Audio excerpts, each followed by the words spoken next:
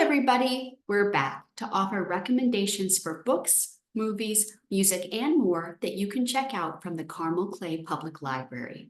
I'm Catherine, and I'm joined today by Erin and Susan, and we have some great picks for you to add to your reading list.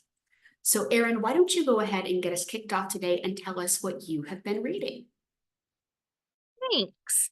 I read Game On by Seressia Glass.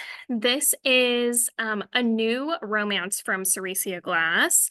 You may recognize her from The Love Con, which is a romance about two people who meet at a convention, like a Gen Con, if you will, that's coming up here in Indianapolis. But Game On is a romance novel about a CEO of a video game company and a DEI consultant who also happens to be a very well-known game streamer. If you're familiar with Twitch, that's something that is a component of gaming.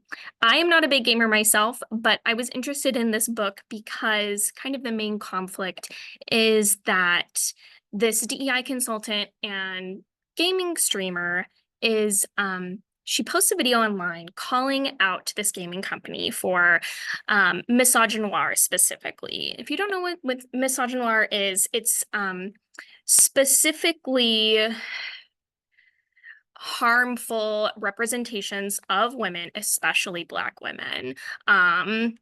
Something that like reinforces stereotypes and can be extremely harmful.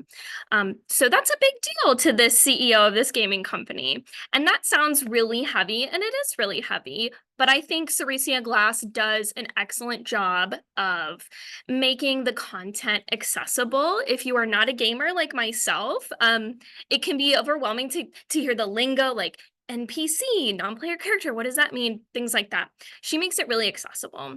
I was particularly drawn to this book because the main character has connections to a family member with autism, and he is really trying to make his games accessible. And so when he learns that his main flagship game is being called on social media for good reason, he says, I really need to fix this. And so he brings in the streamer that calls him out to work for him.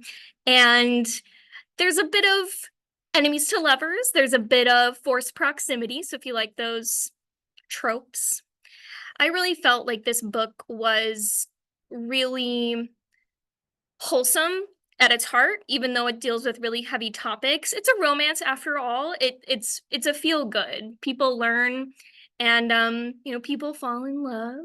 And I really felt like it was written for someone like me who cares a lot about DEI and representation in media. So if you care about those things and you like romance, I think you'll like Game On. Erin, thank you so much for your pick. And Susan, what have you been reading? Erin, that sounds like a great pick. I probably should try to read that because I need to learn a little bit more about gaming. All my young people around me do that. So anyway, I read a thriller. So Alex Finlay is one of my favorite thriller writers, and two of his books, Every Last Fear and The Night Shift, are my personal favorites, and I've recommended them to several patrons here over at West Branch. And his most recent book, If Something Happens to Me, is just as compelling. In this book, we meet Ryan Richardson, whose life was torn apart when his girlfriend was taken during a date. She and the car they were in have never been seen again. Suspicion swirled around Ryan for quite some time, but he's begun to put his life together. He's in Italy with a group of fellow law students when he sees the man who took his girlfriend, Allie. In the meantime, back home in Iowa, the car that Allie was driving that night has been found in a local lake, and the bodies of two men are found inside. In addition, Allie's purse is found, and a well-preserved note that starts with the words, "If something happens to me," is in the car. Yeah. Ryan is in a race to finally solve the mystery of his missing girlfriend. This book will draw you in immediately. It's really quick pace and with great turns and twists, and it'll keep you guessing. So If Something Happens to Me is available in print, ebook, and downloadable audiobook from the library. What about you, Catherine? I have read that book, and I'm going to give everyone a spoiler, which we try never to do spoilers. Spoiler for this book. She's not just trying to get out of a bad date. So Right. she does not just ghost him. Spoiler. Yeah. You should definitely read that one as well. Yeah.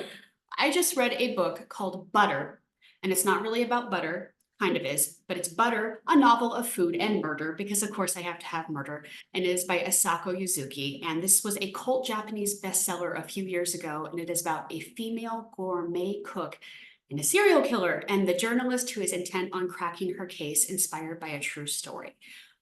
There was a convicted con woman and serial killer, the Kankatsu Killer. It's perfect for fans of Killing Eve, Silence of the Lambs. It's kind of like The Bear, if you've watched that TV show, with murder. So I really recommend Butter, a novel of food and murder by Atsako Yuzuki. And you can check out all 3 of our picks from today by visiting us on the web at carmelclaylibrary.org.